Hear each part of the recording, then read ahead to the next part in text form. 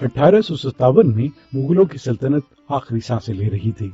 हिंदुस्तान में बरतानवी east India company कदम जमा रही थी, मगर कुछ इलाकों में कंपनी को शदीद मज़ाहमत का सामना था। ऐसे इलाकों में शामिल था पंजाब का जिला गोगेरा। गोगेरा में होने वाली मज़ाहमत को अंग्रेजों ने जाट बगावत का नाम दिया।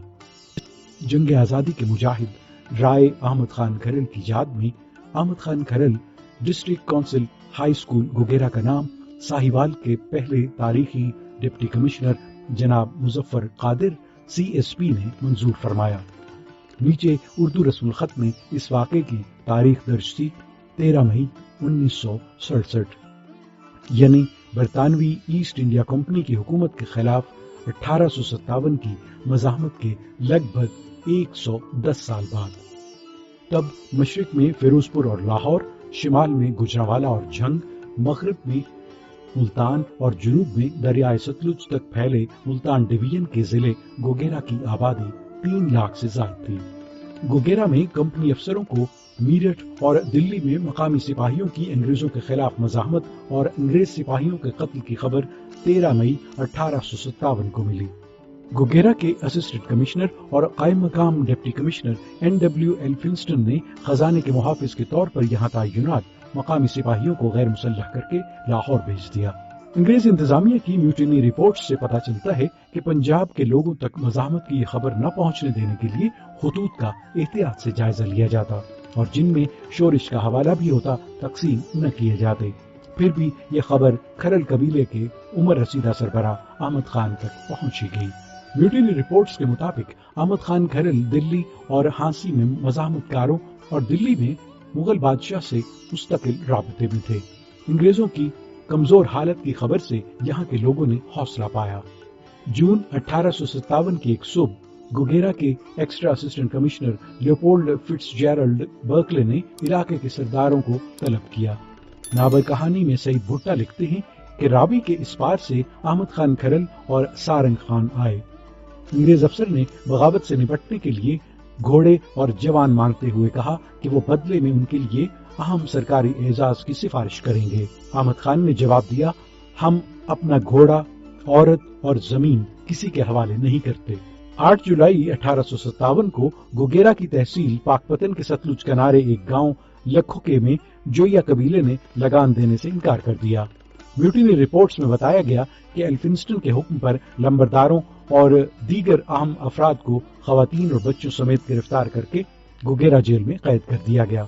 अहमद खान की DC से मुलाकात के बाद कुछ लोगों को रिहा कर दिया गया, जिन्होंने उन्हें बताया कि अब भी बहुत से लोग कैद हैं। अहमद खान ने जेल दारोगा की मदद से खुफिया तौर पर जेल का दौरा किया। मकामी रिवायत है कि यहाँ उन्होंने नत्थू पीरोका, थोबा रजोका, सरदार भोजवाना और चावा वट्टू के साथ जेल तोड़ने का मंसूबा बनाया। 26 जुलाई की रात फरार की कोशिश में बरतानवी रिकॉर्ड के मुताबिक 17 कैदी हलाक और 33 जख्मी हुए। 18 भागने में कामयाब हो गए, मगर AD एजाज की किताब काल बुलेदी से पता चलता है कि 135 कैदी हलाक हुए और उनकी लाशों को जेल के करीब एक पुराने कुएं में फेंक दिया गया, और ये भी कि जेल डिप्टी सुपरिंटेंडेंट समेत 100 से ज्यादा बरतानवी और मकामी सिपाही मारे गए। अहमद खान खरल को जेल फरार की मनसूबाबंदी के इल्जाम में गिरफ्तार कर लिया गया, मगर म्यूटिनी रिपोर्ट्स के मुताबिक उनके खिलाफ सबूत न मिलने पर रिहा तो कर दिया गया, मगर रावी और सतलुज के इलाके के कबीलों के दीगर सरदारों की तरह बगैर इजाजत जिले सदर मकाम छोड़ने पर पाबंदी लगा दी गई। किताबचे के मुताबिक chief commissioner sir John Lawrence ने एल्फिंस्टन को अपने 18 सितंबर के खत में लिखा, आप चंद सरगनों पर मुकदमा चलाएं और उन्हें मौत की सजा दें, बहुत ज्यादा लोगों को फांसी न दें। मैं तो कहूंगा कि 10% से ज्यादा नहीं, बल्कि इससे कम, अगर ये काफी हो।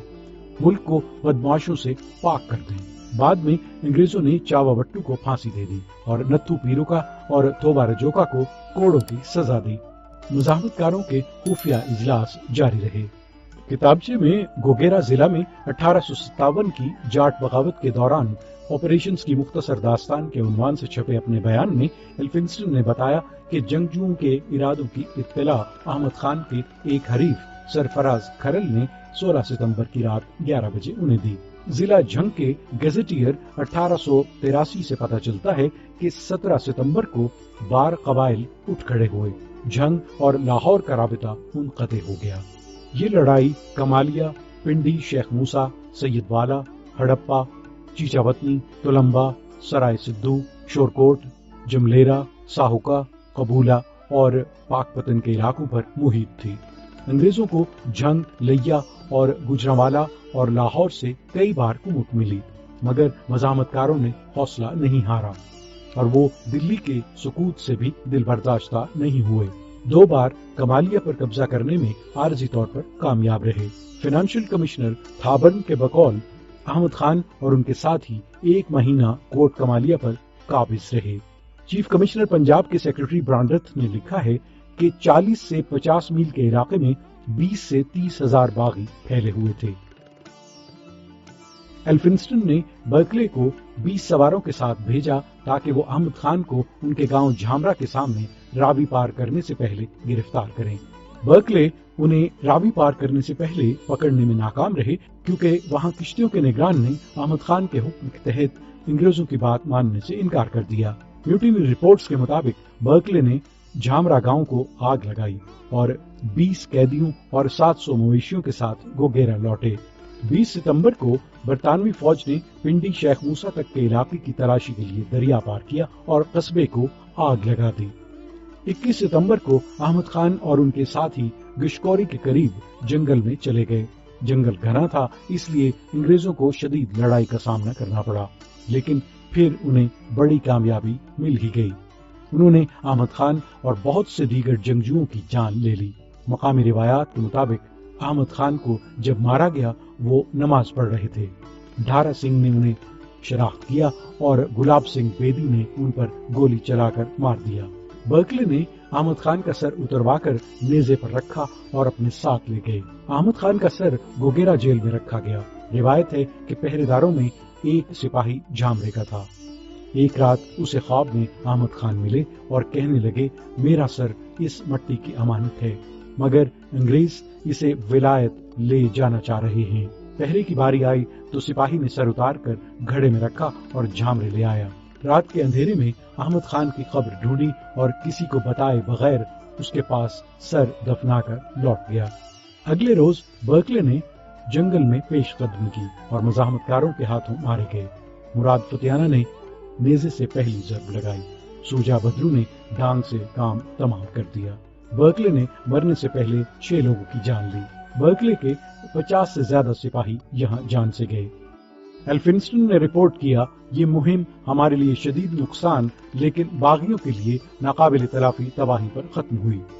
احمد خان کھرل کے بعد تحریک کی سربراہی کے خلا پر جان لارنس کا کہنا تھا، اگر ایک بھی باصلاحیت رہنما انہیں میسر آ جاتا تو ہمیں ناقابل تلافی نقصان اٹھانا پڑتا۔